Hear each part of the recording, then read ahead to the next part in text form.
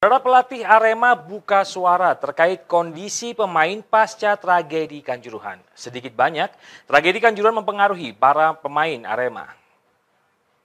Sama kita karena ya, belum waktunya di lapangan. Sabtu siang, pelatih dan media officer Arema menggelar press conference di kantor Arema FC. Secara terbuka, pelatih Arema membeberkan kondisi para pemain Arema.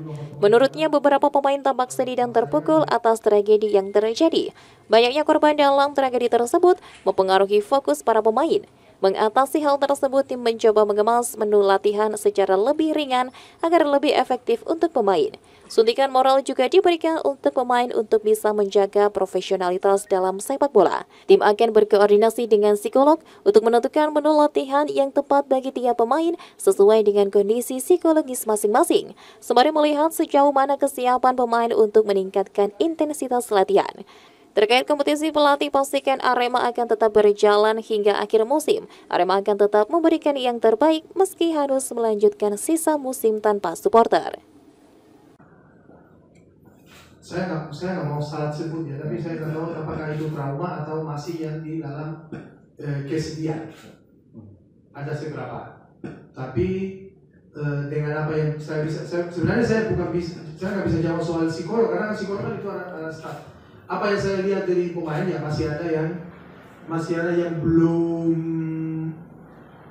bisa konsentrasi mungkin 100% ke fokus latihan, makanya kan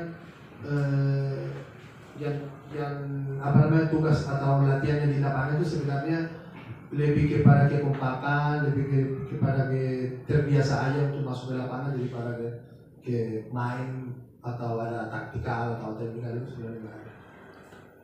Kalau pemain asing sih dengan kejadian seperti kemarin masih aman. Ya. Karena kan dia kan belum pernah bermain di sini dengan banyak kejadian di Indonesia. Ya, sebenarnya kan asing atau lokal kan mereka belum pernah rasain apa yang terjadi kemarin. Jadi kan sebenarnya semua sama. Saya lebih bisa pahami mereka di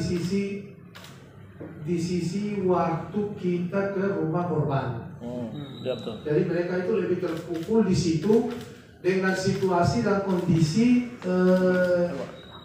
rumah atau keluarga. Di situ mereka kayak seperti lebih drop. Tapi selama ini berapa hari ini mereka ya kita mulai bersemangat.